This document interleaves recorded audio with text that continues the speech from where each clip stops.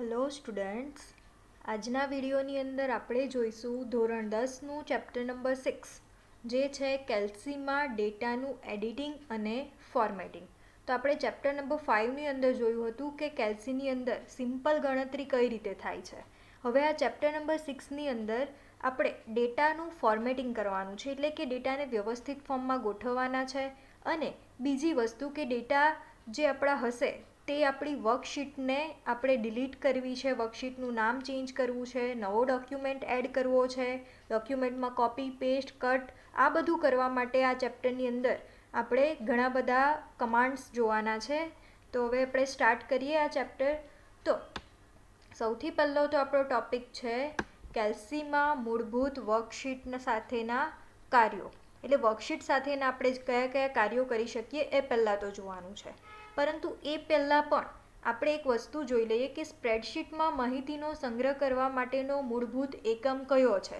આ વસ્તુ હવે આપણે આગલા ચેપ્ટરની અંદર જોઈ ગયા છીએ, પરંતુ ફરી પાછું પણ આ ચેપ્ટરમાંથી આ ક્વેશ્ચન પૂછાઈ શકે છે. તો કેલ્સીની અંદર આપણે કંઈ પણ વસ્તુ સ્ટોર કરવી હોય તો તેના માટે હંમેશા સેલ જ વપરાય છે. અને ઊભી હરોળ અને આડી હરોળ એકબીજાને છેદવાથી બનતા ઘણા બધા સેલનો સમૂહ એટલે શું? સ્પ્રેડશીટ. એટલે કે જે આપણી સ્ક્રીન પર ઘણા બધા સેલ દેખાય છે તેને જ આપણે સ્પ્રેડશીટ કહીએ છીએ. અને સ્પ્રેડશીટ જ ભેગી મળીને શું બનાવે છે? વર્કશીટ બનાવે છે. ચલો હવે આપણે સ્ટાર્ટ કરીએ.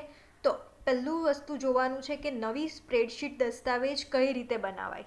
હવે આ વસ્તુ પણ આપણે આગલા ચેપ્ટરની અંદર જોયું છે, પરંતુ આ ચેપ્ટરની અંદર ફરી પાછું આવે છે. તો આપણે જોઈ લઈએ. તો નવો દસ્તાવેજ બનાવવા માટે ફાઇલ મેનુમાંથી ન્યૂ અને તેની અંદરથી શું સિલેક્ટ કરવાનું છે? સ્પ્રેડશીટ. અથવા તો આપણી બીજી પણ એક વસ્તુ છે આપણી શોર્ટકટ કી. તો તમને બધાને જ ખબર છે ન્યૂ માટેની હંમેશા શોર્ટકટ કી કઈ હોય છે?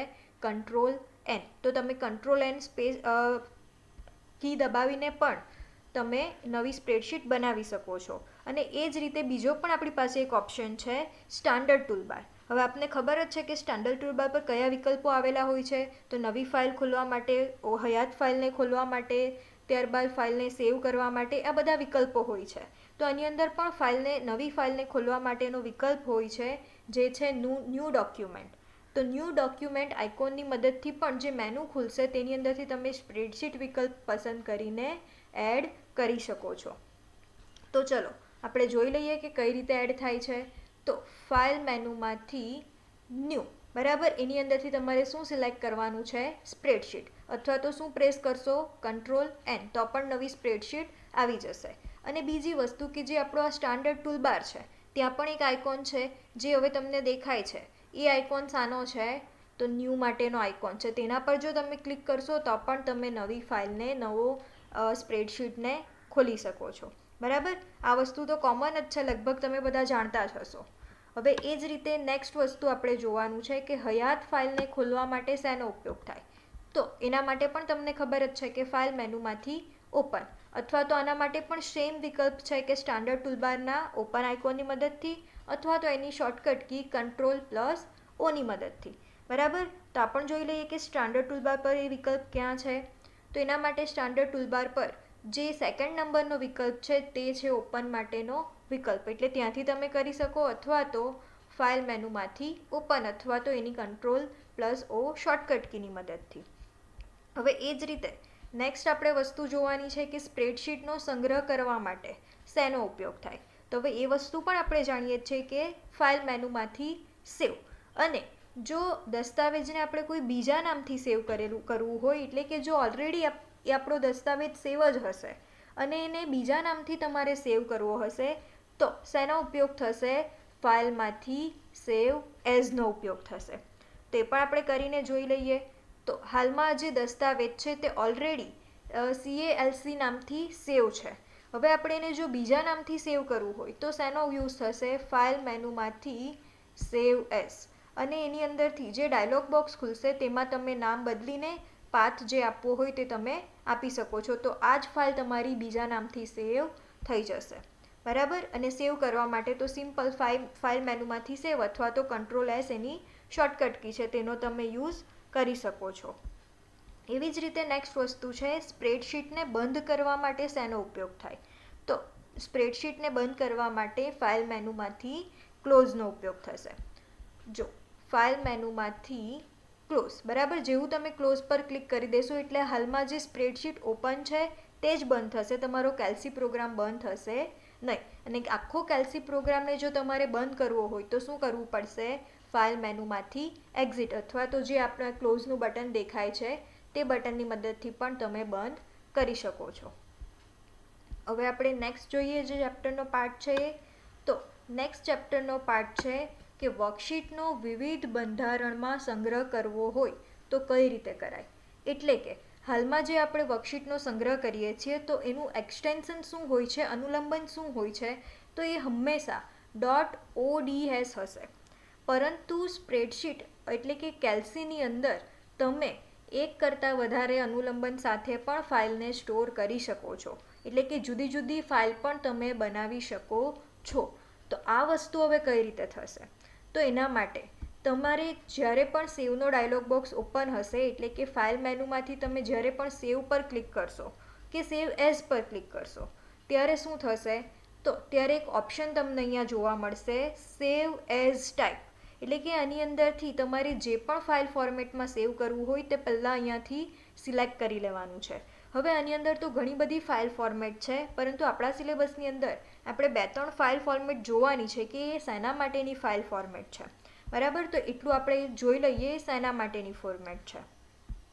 તો એના માટે સૌથી પહેલાં તો છે ODF, જે આપણે જનરલી યુઝ કરીએ છીએ. ODF સ્પ્રેડશીટ એટલે કે જે OpenOffice.org કેલ્સીની ફાઇલ ફોર્મેટ છે એ, અને એના માટેનું અનુલંબન શું હોય છે? .ods.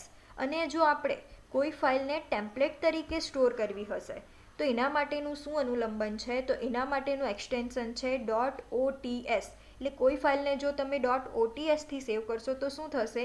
એ ટેમ્પલેટ તરીકે સેવ થઈ જશે. એટલે આપણે કહી શકીએ કે કેલ્સી સ્પ્રેડશીટ ટેમ્પલેટની ફોર્મેટ. અને એ જ રીતે જો તમારે કોઈક ફાઇલને ડેટાબેઝ તરીકે સ્ટોર કરવી હશે તો એના માટેની ફોર્મેટ છે DBase, અને એનું એક્સટેન્શન શું હશે? .dbf. અને એ શાના તરીકે સ્ટોર થશે? ડેટાબેઝ તરીકે સ્ટોર થશે.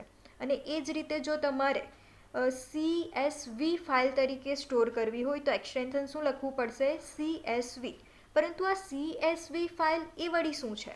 તો એ ફાઇલની અંદર અલ્પવિરામથી કિંમતોને અલગ કરવા માટેની શાબ્દિક એ ફાઇલની અંદર અલ્પવિરામથી ટોટલી માહિતીને અલગ કરેલી હોય છે. અને એ શાની ફાઇલ હોય છે? શાબ્દિક ફાઇલ હોય છે. અને આવી ફાઇલ આપણે જનરલી યુઝ નથી કરતા. આ ફાઇલ સ્પેશિયલી પ્રોગ્રામની અંદર યુઝ થાય છે, જેની અંદર તમામ વિગતોને છૂટી પાડવાની જરૂરત હોય છે. અને તમામ વિગતોને શાનાથી છૂટી કરેલી હોય છે? અલ્પવિરામથી છૂટી કરેલી હોય છે. તો આ રીતે પણ તમે ફાઇલનો સંગ્રહ કરી શકો છો. એ જ રીતે નેક્સ્ટ ફાઇલ છે દસ્તાવેજ ફોર્મેટ, HTML દસ્તાવેજ. તો હવે HTML તો આપણે ભણીને આવ્યા જ છીએ કે HTML શું છે, આપને ખબર જ છે. અને HTMLનું એક્સટેન્શન શું હોય છે? તો .html જ હોય છે. તો તમે કેલ્સી પ્રોગ્રામની મદદથી પણ કોઈક ફાઇલને .html તરીકે સેવ કરી શકો છો. અને તમારે એનું અનુલંબન શું આપવાનું છે? તો .html. અને એ ફાઇલ કેવી હશે? વેબ પેજની ફોર્મેટની હશે.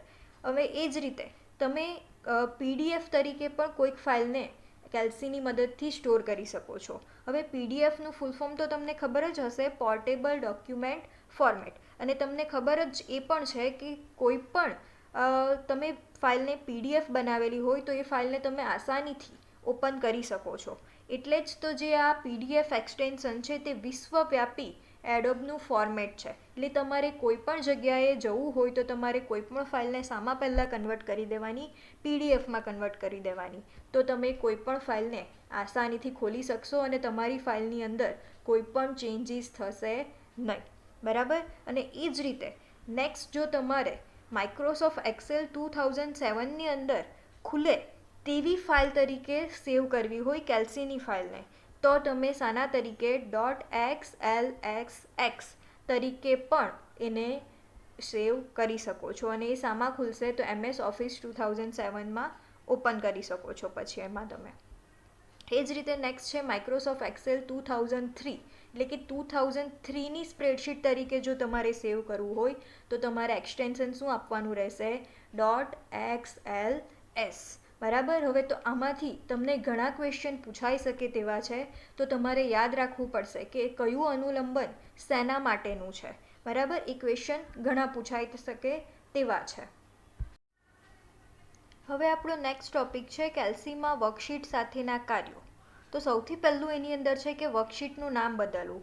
હવે આ પણ આગલા ચેપ્ટરની અંદર આવી ગયું છે, પરંતુ આ ચેપ્ટરની અંદર ફરી પાછું આવે છે. તો તેના માટે શું એનો ઉપયોગ થશે? તો ફોર્મેટ મેનુમાંથી શીટમાંથી રિનેમ, અથવા તો તમારે જે તે વર્કશીટના નામ પર રાઇટ ક્લિક કરીને રિનેમ શીટ, આનો પણ તમે ઉપયોગ કરી શકો છો. એટલે કે હાલમાં આ શીટનું નામ શું છે? બિલ છે. પરંતુ જો મારે એને ચેન્જ કરવું હોય તો ફોર્મેટ મેનુમાંથી શીટમાંથી રિનેમ, અને ત્યાંથી તમારે જે પણ નામ આપવું હોય તે તમે અહીંયા આપી શકો છો. હાલમાં હું આપી દઉં છું બિલ 2.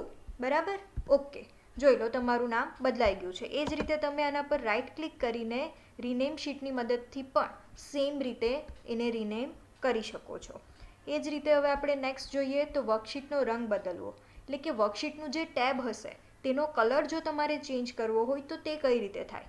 તો એના માટે તમારે સિમ્પલી વર્કશીટના ઉપર રાઇટ ક્લિક કરવાનું છે અને તેમાંથી ખુલતા મેનુમાંથી શું સિલેક્ટ કરવાનું છે? Tab colour. તો તમે એનો કલર પણ ચેન્જ કરી શકશો. તો સિમ્પલી આપણે આના પર રાઇટ ક્લિક કરી દઈએ અને તેની અંદરથી ટેબ કલર, અને તમારે જે પણ કલર લેવો હોય તે તમે અહીંયાથી લઈ શકો છો, અને પછી ઓકે પ્રેસ કરશો એટલે તમારો શીટનો જે કલર છે તે બદલાયેલો તમને દેખાશે. જેવી રીતે હાલમાં તમને દેખાય છે.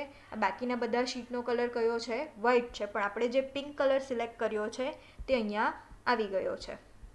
ચલો, એ જ રીતે આપણે નેક્સ્ટ જોઈએ તો વર્કશીટને ઉમેરવી. એટલે કે બાય ડિફોલ્ટ આપણી પાસે 3 જ વર્કશીટ હોય છે, પરંતુ જો તમારે નવી વર્કશીટ એડ કરવી હોય, તમારા ડેટા ખૂબ જ લાંબા હોય અને 3 વર્કશીટ તેના માટે પૂરતી ના હોય, તો તમે નવી વર્કશીટને પણ એની અંદર ઉમેરી શકો છો.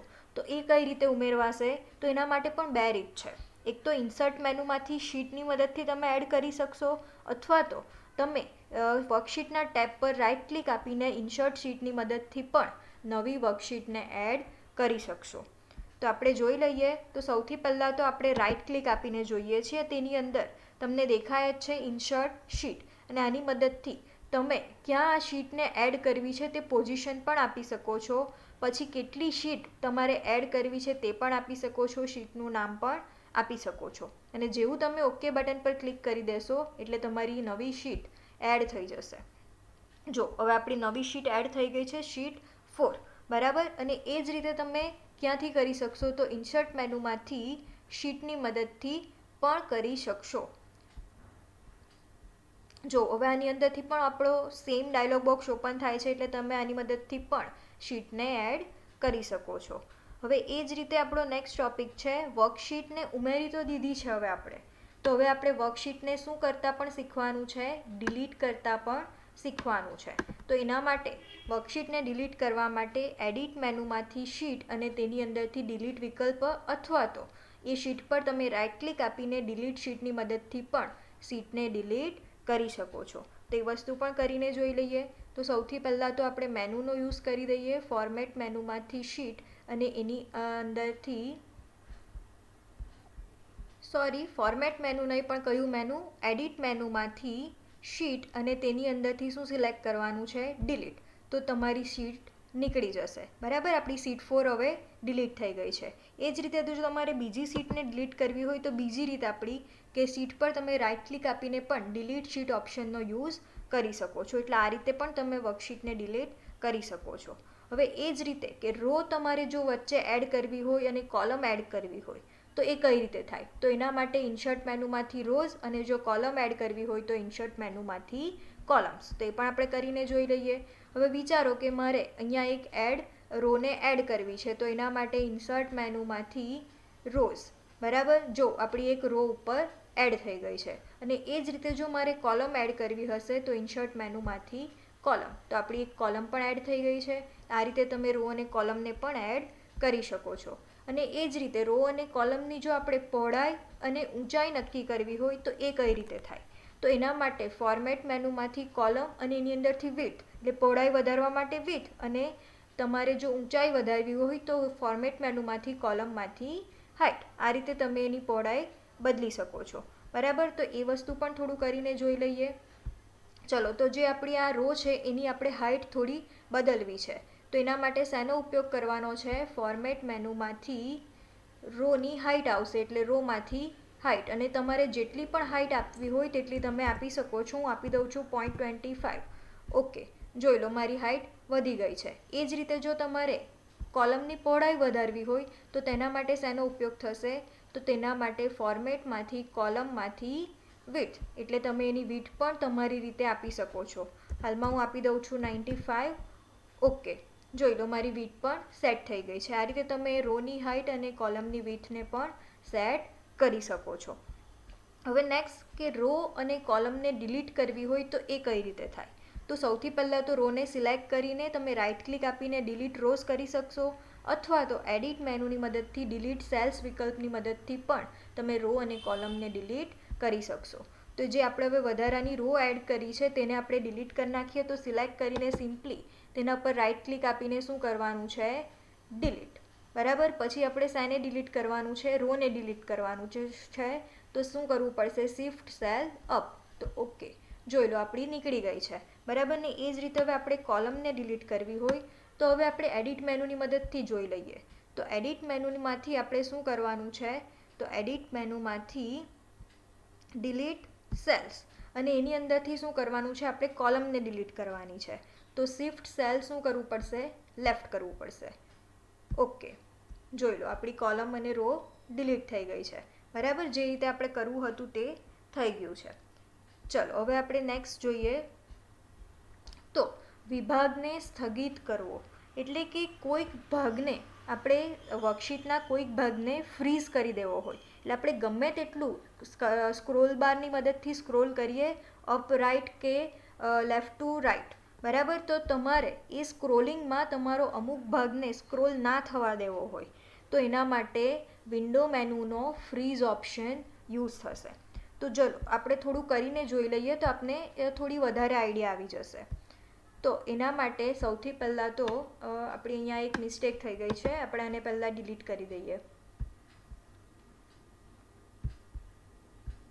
ચલો હવે જો આપણી પાસે ડેટા ઘણા બધા હશે તો શું થશે કે જ્યારે પણ હું આને સ્ક્રોલ નીચે કરીશ ત્યારે અહીંયા મારે કયા ડેટા એડ કરવાના છે તે મને આઈડિયા જ નહીં આવે. ઉપરનું જે કોલમનું હેડિંગ છે એ પણ સ્ક્રોલ થઈ જશે, તો મને એ આઈડિયા નહીં આવે કે મારે એની અંદર લખવાનું શું છે, એ કોલમની અંદર શું લખવાનું છે. તો એના માટે મારે શું કરવું પડે? તો એના માટે મારે આ જે પહેલી રો છે તેને ફ્રીઝ કરી દેવી પડે. તો ફ્રીઝ કરવા માટે તમારે શું કરવાનું છે? તો જે પણ તમારે ડેટાને ફ્રીઝ કરવો હશે તેની આગળનો પણ એક સેલ તમારે સિલેક્ટ કરી દેવો પડશે અને તેની નીચેની એક રો પણ તમારે સિલેક્ટ કરવી પડશે. એટલે જેટલું પણ તમારે ફ્રીઝ કરવું છે તેની આગળ એક કોલમ અને આગળ એક રો પણ તમારે સિલેક્ટ કરવાની છે.